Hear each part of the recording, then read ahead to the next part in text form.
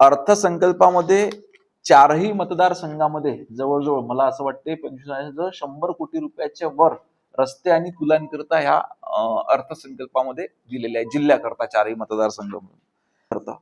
गडचिरोलीला जे steel hub म्हणून घोषित करण्याचा निर्णय माननीय मुख्यमंत्र्यांनी घेतला, याला त्या ठिकाणी सुरुवात झालेली आहे.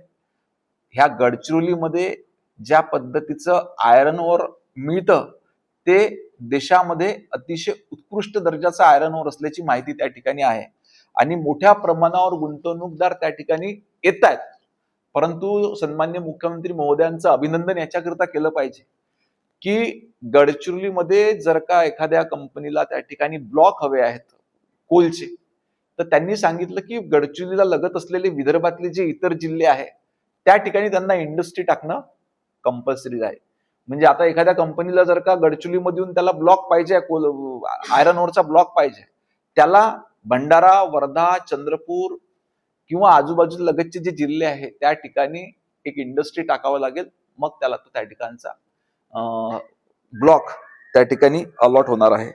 अशा पद्धतीनं अनेक निर्णय राज्य सरकारच्या वतीनं घेण्यात आलेले आहे. बाकी आपल्याला माहितच आहे की वर्धेकरता उमेद मॉल त्या ठिकाणी मंजूर झालेला आहे. आपण त्या ठिकाणी भर देतोय जास्तीत जास्त वर्धेला पर्यटन कसं वाढवता येईल. आता मी नुकताच 2 दिवसाआधी सिंधुदुर्ग जिल्ह्याचा दौरा करून आलो. एक शक्तीपीठ महामार्गाच्या माध्यमातून आपला वर्धे आणि कोकणासोबतची कनेक्टिव्हिटी फार स्ट्रॉंग त्या ठिकाणी होणार आहे आणि याच्यानंतर कोकणचा फायदा आपल्या विदर्भाला कसा होऊ शकतो आणि विदर्भाचा फायदा कोकणात कसा होऊ शकतो याचा एक समन्वय दोन जिल्ह्याच्या प्रशासनाच्या माध्यमातून देखील करण्याचा आपण त्या ठिकाणी प्रयत्न करतो आहे. आज या ठिकाणी अनेक निर्णय राज्य सरकारने घेतले, त्याची विस्तृत माहिती देखील आम्ही लेखी स्वरूपात तुम्हाला त्या ठिकाणी देणार आहोतच. आजच्या निमित्तानं सांगतो कारण सभागृहात हे बिल, हा कायदा मांडण्याची संधी मला त्या ठिकाणी मिळाली. महाराष्ट्र धर्म स्वातंत्र्य कायदा 2026, ज्या माध्यमातून अनेक मंडळींचं कन्फ्युजन सभागृहात देखील झालं होतं, काही जणांनी शंका. सर्वांनी बिल, एक तर सर्वांनी त्याला होकारच दिला, नगण्य व्यक्ती सोडले तर सर्वांनी त्याला होकारच दिला. काही शंका त्यांच्या होत्या, त्या मी भाषणामधून त्यांच्या शंका दूर त्या ठिकाणी केल्या.